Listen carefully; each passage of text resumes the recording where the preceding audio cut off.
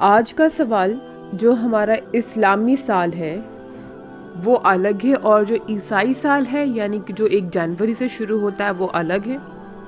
इसको मनाएं या फिर नहीं मनाएं, अलग अलग ही रखें। अगर हम लोग ईसाई साल मना रहे हैं यानी कि जनवरी की 1 तारीख को मना रहे हैं तो क्या हमें गुनाह मिल रहा है या फिर क्या, ये तमाम मसले हम लोग इस वाली वीडियो में जानेंगे। देखिए, मुहर्रम से चांद और जनवरी से सूरज के साल की शुरुआत होती है। जो मुहर्रम है उससे चांद बदलता है, ठीक है, उससे चांद की शुरुआत होती है, ठीक है। और जो जनवरी है उससे क्या होती है, उससे सूरज की शुरुआत होती है। तो मुहर्रम से चांद और जनवरी से सूरज के साल की शुरुआत होती है।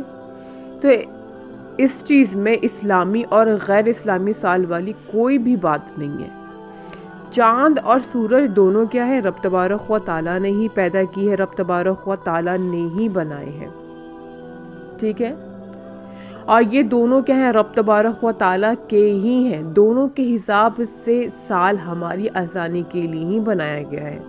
बहुत सारी चीज़ें हैं जो हम लोग इस तरह से सूरज के एतबार से समझते हैं, बहुत सारी चीज़ें जो हम लोग चांद के एतबार से समझते हैं। मान लीजिए कि भाई जब किसी भी शख्स का इंतकाल हो जाता है ना, जब किसी भी शख्स का इंतकाल होता है तो हम लोग उसको, उसकी जो तारीखें हैं, उसका 40वां, उसका 30 और जो तमाम चीज़ें हैं वो चांद के एतबार से जोड़नी शुरू कर देते हैं। अब इसी तरह से आप अपनी यौम पैदाइश मान लें, ऐसे बहुत कम शख्स होंगे जो अपनी यौम पैदाइश जो है चांद जिस दिन वो पैदा होते हैं तो वो चांद की तारीख से मनाते हैं। मैंने तो बहुत से कम लोगों को ही ऐसा देखा है, जबकि हर कोई जो है अपना जो नॉर्मल जो तारीखें होती हैं, 1 तारीख, 2, 3, 4, इस तरीके से जो सूरज की तारीखें होती हैं उसके एतबार से मनाते हैं। तो खुलासा बस ये है कि जो मुहर्रम से क्या होता है ना, चांद की शुरुआत होती है और जनवरी से सूरज की शुरुआत होती है, ठीक है। सूरज के जो है साल की शुरुआत होती है। तो इसमें इस्लामी और गैर इस्लामी साल वाली कोई भी बात नहीं है। चांद और सूरज दोनों अल्लाह तबारक व ताला के ही हैं। दोनों के हिसाब से साल हमारी आसानी के लिए ही बनाया गया। अब कुरान पाक में खुद इरशाद तबारक व ताला है कि वही है अल्लाह तबारक व ताला जिसने सूरज को जगमगाता और चांद को चमचमाता बनाया और उसकी मंजिलें रखी कि तुम बरसों के हिसाब जानो। ये सूरह नंबर 10 आयत नंबर 5 में इरशाद फरमाया गया।